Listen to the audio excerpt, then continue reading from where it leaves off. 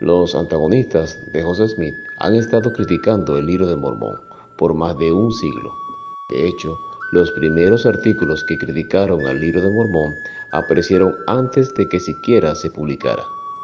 Es interesante observar las críticas que las personas hicieron del Libro de Mormón en el pasado y ver cómo la investigación moderna ha demostrado que esas críticas no son válidas. Una de estas críticas es el uso de la palabra cemento en el registro de las planchas de oro, donde el historiador mormón cita en el Amán 3:7, y no había sino muy poca madera sobre la superficie de la tierra, por lo que la gente que fue allá se volvió sumamente experta en obras de cemento.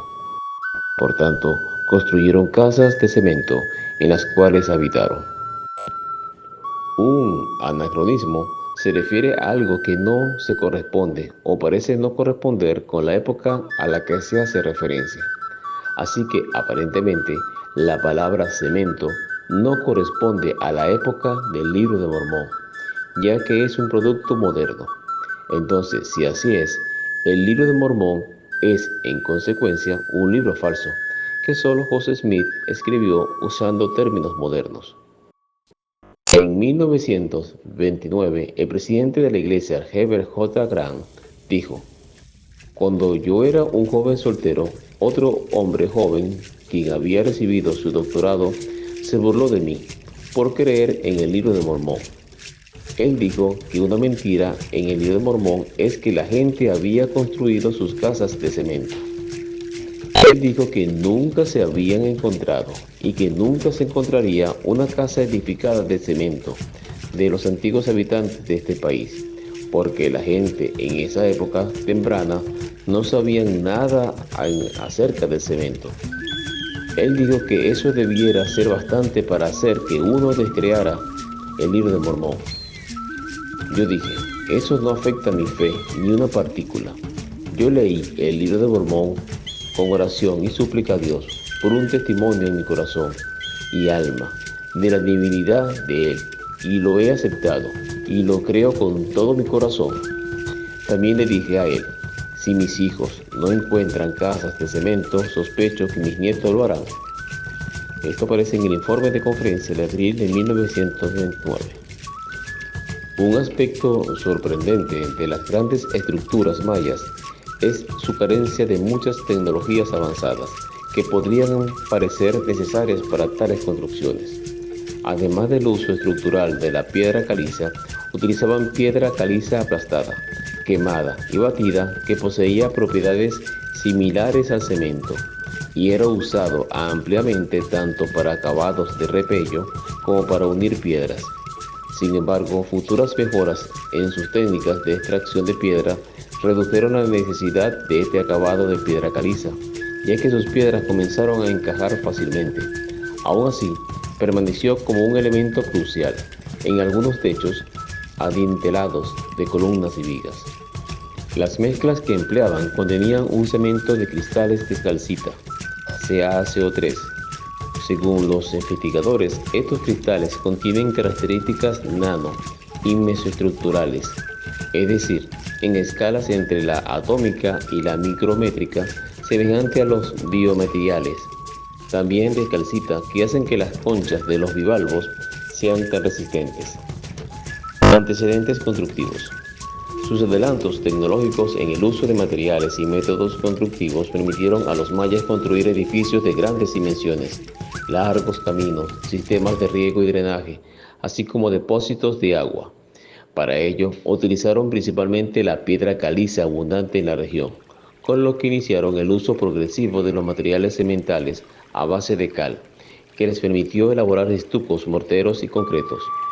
Los estucos se emplearon para decoración interior y exterior, particularmente mediante espectaculares bajorrelieves. Muchos de ellos han sobrevivido a las condiciones ambientales tan severas de la zona. Ejemplos notables del uso de estucos se encuentran en Palenque, Toniná y Yaxchilán.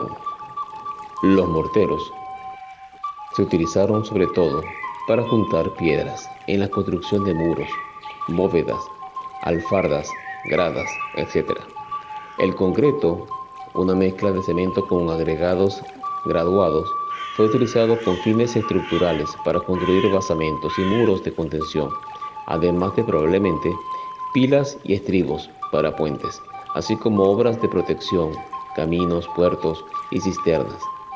Al observar en diferentes zonas arqueológicas el uso del concreto, se puede decir que inicialmente era usado como material de relleno, una especie de concreto ciclópeo, agregando piedras de diferentes tamaños. Se trataba de un material muy poroso y heterogéneo. Se supone que, al darse cuenta que sus ventajas constructivas le daban más rapidez en el proceso, los ingenieros mayas depuraron sus procedimientos y seleccionaron sus agregados para lograr un material denso y resistente que, en muchos casos, conservan sus propiedades a pesar del intemperismo. En julio de 1998 se realizó el primer viaje de estudio durante el cual se visitaron las zonas arqueológicas de Palenque, Yaxchilán, Tonina, Comacalco, Uxmal y Cabán. Con la valiosa colaboración del Instituto Nacional de Antropología de Historia, INACH, se obtuvieron muestras de materiales constructivos correspondientes a estucos y morteros de todos los sitios inconcretos de Palenque y Yaxchilán. Una segunda visita se realizó en marzo de 1999, principalmente en Yaxchilán, con el fin de obtener muestras adicionales de concreto, así como hacer observaciones sobre los restos de un puente que se supone existió en ese sitio.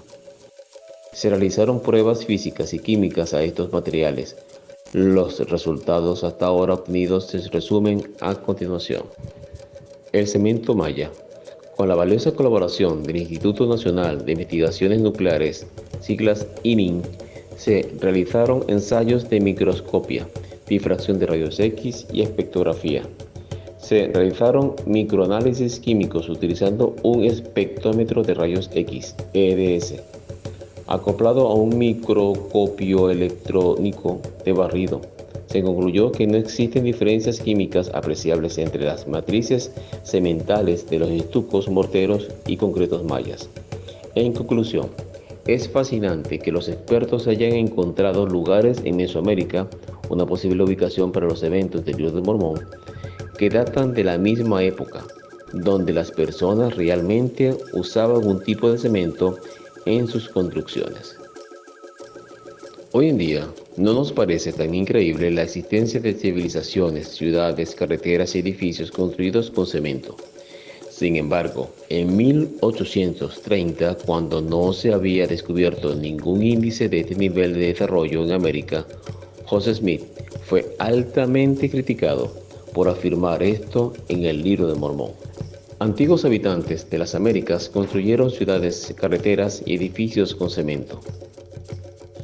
Yo no sé si existan grandes compañías para construir edificios allá en 1830, pero si las hubiera, seguro que algunos peritos en las materias habrían dicho después de leer el Libro de Mormón lo siguiente.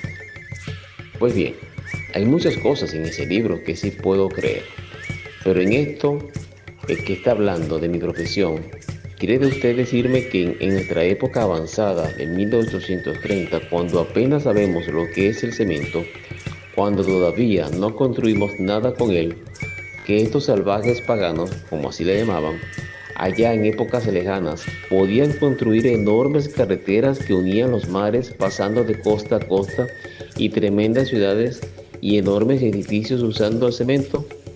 ¡Qué ridículo!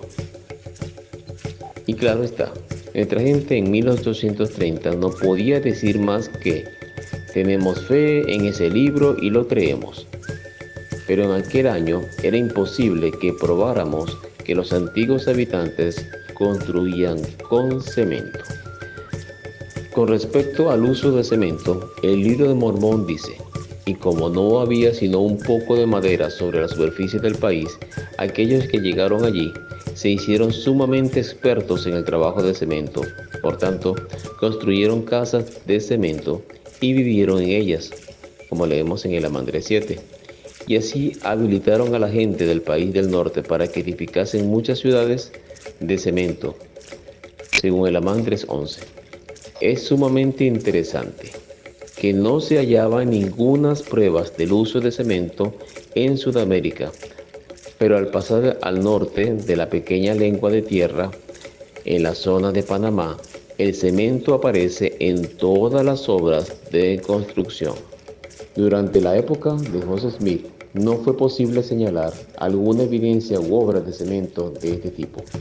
B. H. Roberts escribió una carta en 1932 citando algunas evidencias basándose en trabajos de cemento previas a la publicación del Libro de Mormón, pero esta información fue muy incierta hasta mediados del siglo XX.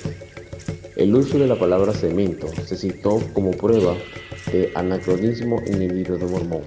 Sin embargo, con el tiempo no solo se han identificado estructuras de cemento en toda Mesoamérica, sino que, como señaló el Dr. John Sorenson, la aparición de cemento en el Libro de Mormón en el siglo I a.C. concuerda sorprendentemente con la arqueología del centro de México. El Dr. John W. Wells, un renombrado académico, señaló que para 1829 ningún arqueólogo podría haber sabido con qué precisión se correlacionó la fecha atribuida a esta adaptación tecnológica con los vestigios encontrados. En conclusión, el término cemento, usado en el Libro de Mormón, en una época en que apenas se conocía ya su uso para la construcción y no se sabía nada de su uso en las edificaciones de los antiguos habitantes del continente americano y que además correspondiera a su implementación en la Tierra del Norte, como cita el registro, es una evidencia interesante de que el Libro de Mormón es un registro antiguo. Es un libro que fue traducido por el poder de la revelación, por un profeta verdadero, el profeta Joseph Smith, el joven vidente y revelador.